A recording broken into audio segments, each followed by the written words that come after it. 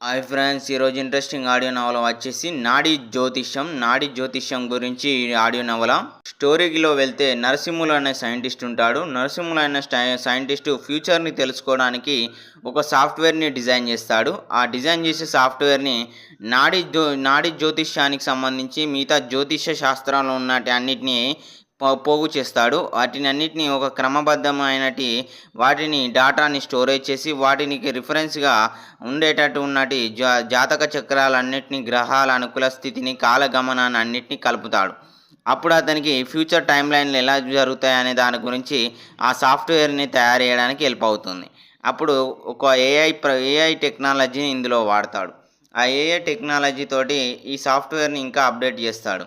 దాంతో ఇది అడ్వాన్స్గా ఫ్యూచర్ని క్యాల్కులేట్ చేసే నెంబరింగ్గా ఉంటుంది. ఎలా అంతరించిపోతున్నాయి, ఎలా ఆవిర్భవిస్తాయని స్టోరీ మొత్తం ఉంటుంది. ఎలా జరుగుతున్నాయి, జీవక్రియ ఎలా జరిగింది, జన్యుక్రియ ఎలా జరిగిందని ఫ్యూచర్ మొత్తం మ్యాటర్ అంతా నరసింహులు ఉంటారు. అయితే దీనికి హిరణ్యకశ్యప సంహారం అని పెట్టుకుంటాడు. హిరణ్యకశ్యప సంహారం అనే ఒక ఐడిగా దీన్ని పెడతాడు. దీని పేరు ఆ విధంగా పెడతారు. ఆ పెట్టిన పేరుతోటి ఈ మొత్తం ఎవరైనా దీన్ని చూడాలనుకున్నప్పుడు వారికి దీని గురించి తెలియద్దని వాళ్ళ మైండ్లో నుంచి ఇది మొత్తం డిలీట్ అయ్యేటట్టు చేసే విధంగా ఈ సాఫ్ట్వేర్ని రీడప్ చేసినప్పుడు అనిపిస్తూ ఉంటుంది. మూవ్ అయినప్పుడల్లా బాగానే అనిపిస్తుంది. కానీ ఎప్పుడైతే దీన్ని మూవ్ అనేది ఆగిపోతుందో, అంటే వీటి గురించి చెక్ చేయడం ఆగిపోతుందో, వాళ్ళ బ్రెయిన్ అనేది స్ట్రక్ అయిపోతూ ఉంటుంది. ఇది ఈ మొత్తం ప్రాసెస్ అంతా డెవలప్ అవుతుంది ఈ సాఫ్ట్వేర్లో. ఈ నరసింహులు దీన్ని తయారు చేసి జాతక చక్రాలు ఉన్నట్టి గ్రహాలన్నిటిని అనుకూలాన్ని చూసి ఎక్కడ ఎలా పుట్టాలో అనే దాని గురించి ప్లానింగ్ ఉంటుంది. పుట్టుక ఎలా డిసైడ్ చేయాలి, గిట్టుక ఎలా డిసైడ్ చేయాలి, జరిగే వారి యొక్క మొత్తం భవిష్యత్తుని ఎలా తెలుసుకోవడానికి ఈ సాఫ్ట్వేర్ మొత్తం డిజైన్ అయి ఉంటుంది. అయితే దీనిని ఆర్మీలో పనిచేస్తున్న చీఫ్ ఏజెంట్ దీని గురించి తెలుసుకుంటాడు. ఈ ఆపరేషన్‌కి సంబంధించినట్టు ఈ సాఫ్ట్వేర్‌ని డిజైన్ చేయడం ఆపేయమని నరసింహుల్ని బెదిరిస్తారు. అంటే వార్నింగ్ ఇస్తారు. దాంతోటి నరసింహులు వినడు. ఇది ప్రైవేట్ ల్యాబ్ పెట్టుకొని దీన్ని తయారు చేస్తాడు. తయారైనంక దీని పేరు హిరణ్యకశ్యప సంహారం అని పెట్టుకుంటాడు సాఫ్ట్వేర్ పేరు.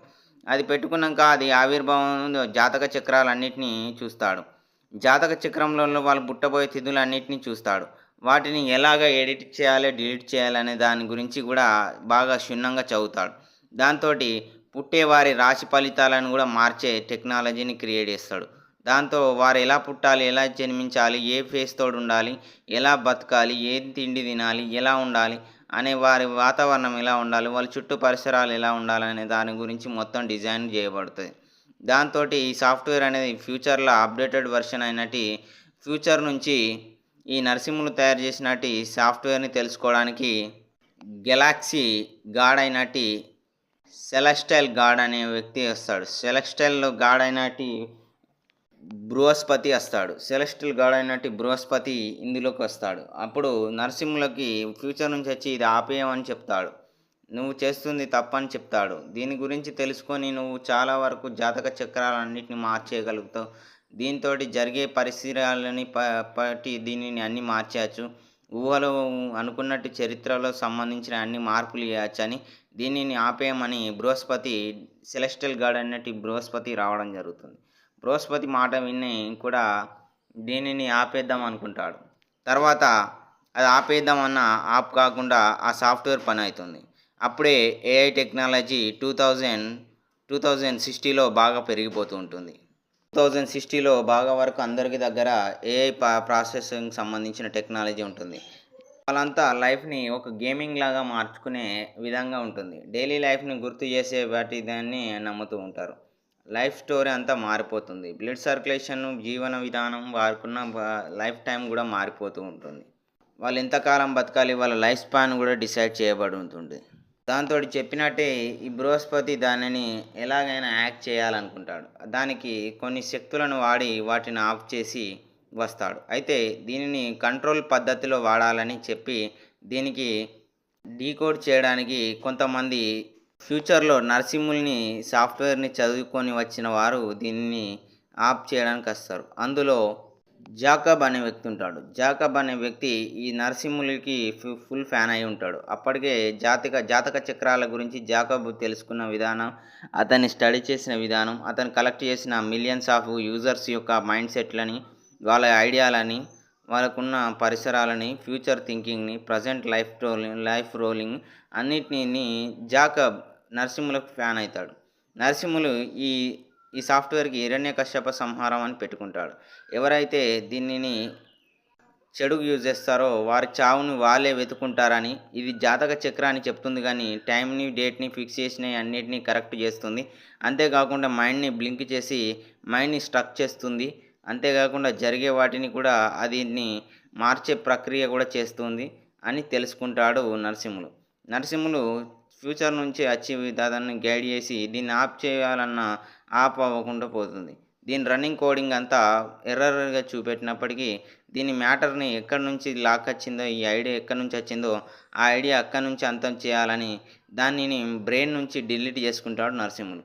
బట్ ఈ హిరణ్యకశ్యప సంహారం అనే సాఫ్ట్‌వేర్ ఇంకా అప్డేట్ వెర్షన్స్‌ని రీడ్ చేసుకుంటూ వస్తుంది. అంతేగాకుండా 2090లో జరిగినయి అన్నిటిని ఫ్యూచర్ మొత్తాన్ని నరసింహులకి అప్డేట్ వెర్షన్‌గా ఒక డాటా స్టోరేజ్ లెక్క ఇస్తుంది. దీన్ని స్టోరేజ్ చేసుకోవడానికి తన దగ్గర ఉన్నటి ఫైల్స్ స్టోరేజ్ సరిపోదు. దాంతోటి అక్కడ ఉన్న సాఫ్ట్‌వేర్ ఇన్‌స్టిట్యూట్ పేలిపోతుంది. కానీ అది సాఫ్ట్‌వేర్ రీడింగ్ అనేది కంటిన్యూస్‌గా జరుగుతూ ఉంటుంది. దానిని ఆపడం ఎవరి వల్ల కాదు. దానితోటి ఫ్యూచర్ నుంచి వచ్చిన సెలెస్టియల్ గాడ్ అయిన బృహస్పతి దీన్ని ఆపుతాడు. దాంతోటి అంతాన్ని చేసి దీనిని ఉన్నటి టెక్నాలజీని మార్పించి దీనిని తెలుసుకునేంత వరకు తెలుసుకోవాలని గ్రహాలన్నిటిని మార్చి చూస్తాడు. దాంతోటి ఇది అంతా ఆగిపోతుంది. తర్వాత నరసింహులకున్న ఐడియాని కూడా డిలీట్ చేసేసుకుంటాడు. బట్ ఈ హిరణ్యకశ్యప సంహారం అని పెట్టుకున్నట్టు దీన్నే ఒక ఫ్యూచర్‌లో ఒక వెపన్‌గా మార్చాలని బృహస్పతి భావించి దీనిని ఒక వెపన్‌గా మారుస్తాడు.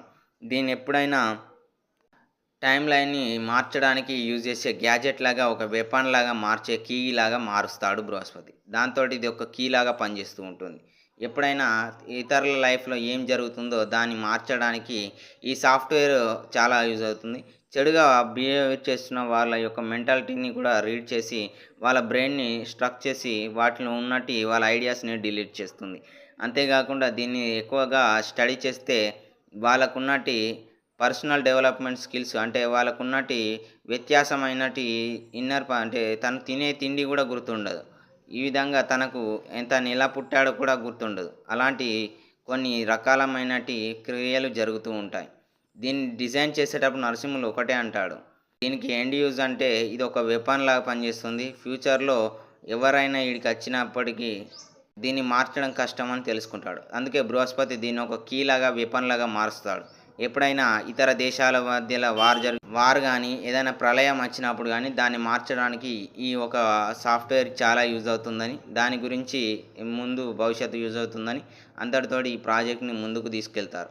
తర్వాత దీని గురించి చాలా వరకు 2090లో రీడప్ చేసుకుంటారు కొంతమంది శాస్త్రవేత్తలు.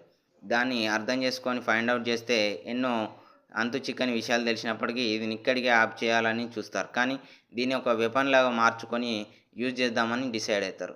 ఎందుకంటే దీన్ని అత్యవసర పరిస్థితుల్లో వాడాలని నిర్ణయానికి తీసుకొని కొన్ని షెడ్యూల్ వేసుకొని కొన్ని నామినీ అంటే కొన్ని అగ్రిమెంట్స్ జరుగుతాయి.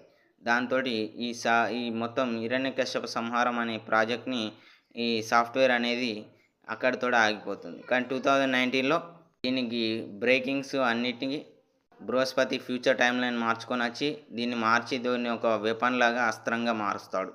దీనిని ఎప్పుడైనా అవసరానికి వాడుకుందామని చూస్తాడు. ఈ విధంగా ఫ్యూచర్‌ని రీడింగ్ చేసే ఒక సాఫ్ట్‌వేర్‌ని ముందే ఎలా బృహస్పతి అనే గాడ్ ఎలా వచ్చాడు, గ్రహాలను ఎలా మార్చాడనే దాని గురించి స్టోరీ ఉంటుంది.